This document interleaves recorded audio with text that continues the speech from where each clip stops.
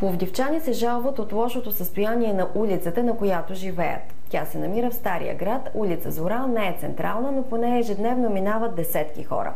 Ученици и студенти от музикалното училище, поклонници от Старата скална църква Света Параскева, граждани и туристи. Подадените писмени жалби до район Централен до този момент са безрезултатни. Ралица Дикова и Георги Серай разказват. Улица Зора е най-прекият маршрут, който свързва Стария град с Понеделник пазара.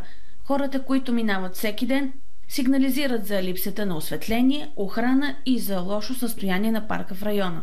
Бих помолил и призовал поне елементарни неща, като едно улично осветление. Да направим има една тръба, която на ВиК вънка и тя тече върху самата улица. Тук преминават много туристи.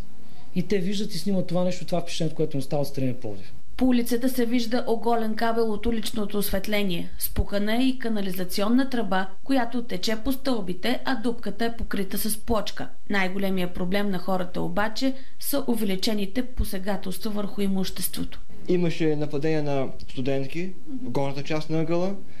Имаше набези вечер в тъмното на храма. Опит да се борби покрива. Най-спешно трябва да се оправи канализацията, обратната вода. Тук стълбите, пак да пооправят пътя, да идват тук да самите, да минава чистота.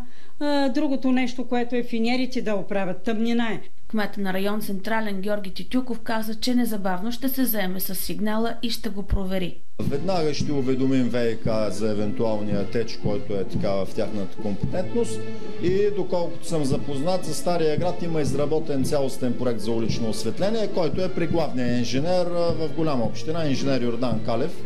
И на него ще му напишем едно писмо. Докато чакат отговор, хората от улица Зора започват да събират и подписка, която ще входират в район Централен.